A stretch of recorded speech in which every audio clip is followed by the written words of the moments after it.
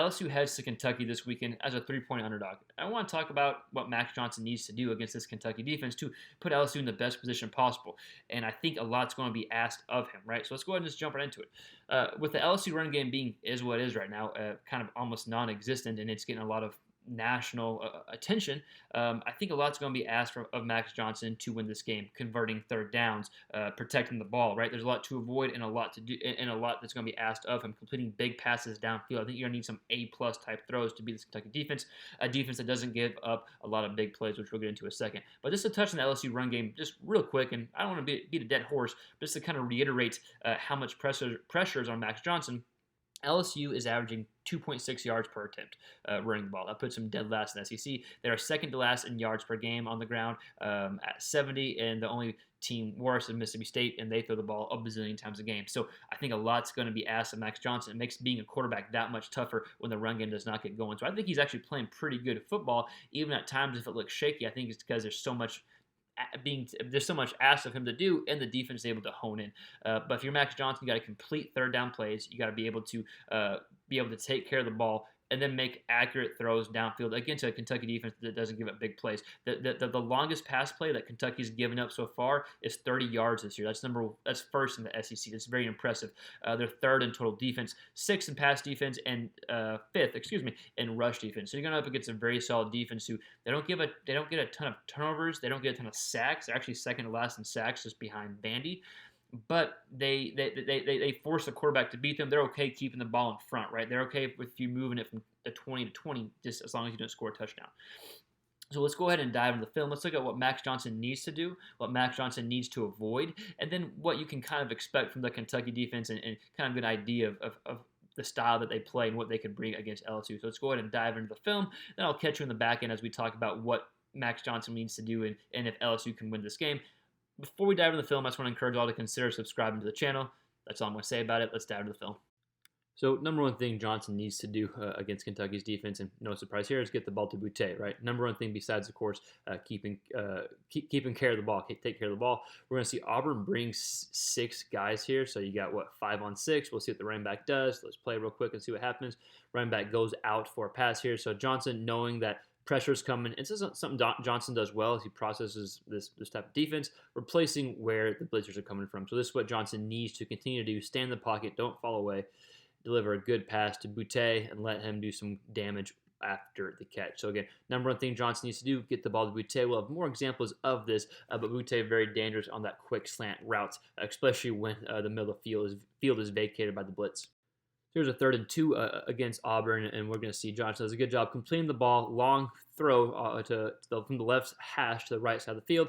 And again, 3rd and 2, and with LSU's run game is what it is right now, and not being very successful. You're going to have to convert 3rd and shorts too, right? So converting third downs is huge for Max Johnson, making these type of throws here. It's a long throw.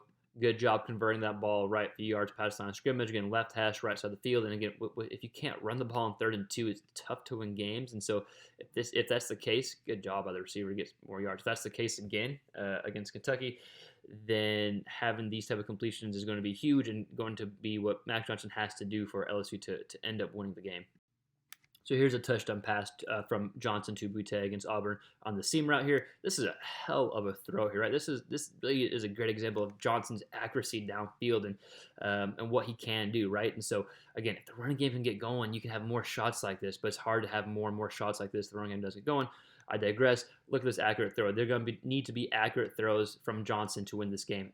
Really good throws, right? Great field. That's great coverage. Great space for the ball right there. Very accurate throw for a touchdown to Boutte. So to beat Kentucky, we're going to need some accurate throws downfield, some really grade A type throws, right? A+ throws from Johnson, which he has the ability to do.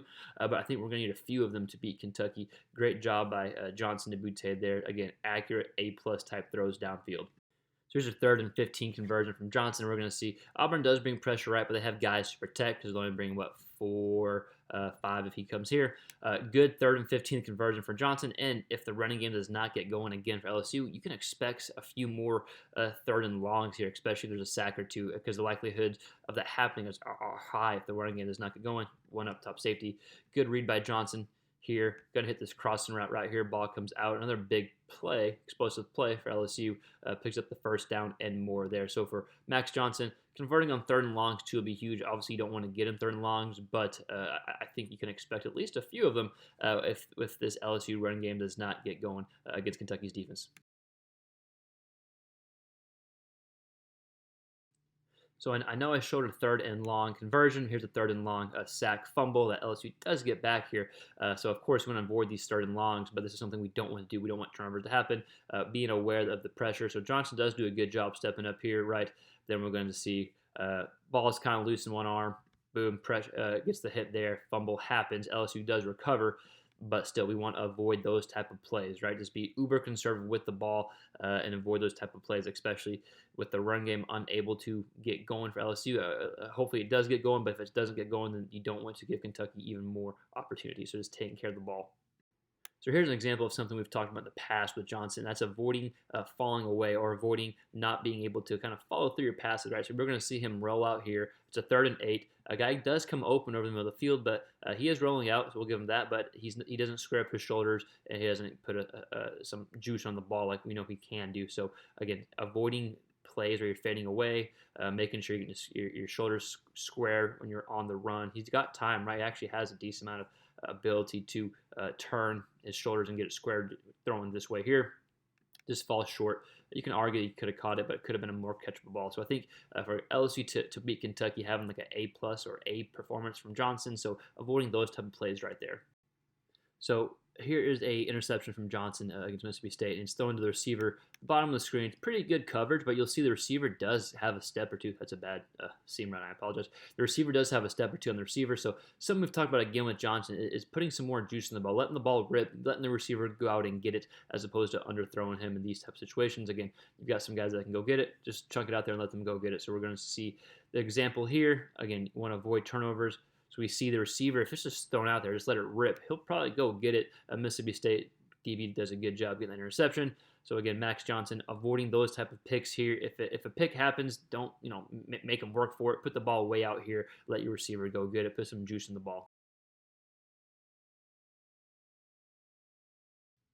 So one to show this quick example of Kentucky's defense, and we see they got 3 down linemen, and typically they're either going to bring 4. Usually they'll bring 4 guys. You see there's going to be 1 blitzer here. I can't remember which guy is blitzing right here, but typically they bring 4 guys regardless if they have 3 or 4 down linemen. And so we're going to see how to beat Kentucky's defense as well. They're going to force you to make tight throws, right? And this is what Johnson does. I mean, not Johnson, Jones. He makes a good accurate throw here. It's a tough throw. Boom, right, not a lot of space for error. Good job by Jones there. So with Johnson, and like the clips that we've shown, he's going to have to make some pretty tough throws in some tight windows to drive down the field. Kentucky doesn't give you anything, right? They don't give up a lot of big plays at all, like we talked about. They'll give you some short underneath passes, but again, they're going to force you to drive down the field and make tough throws like this.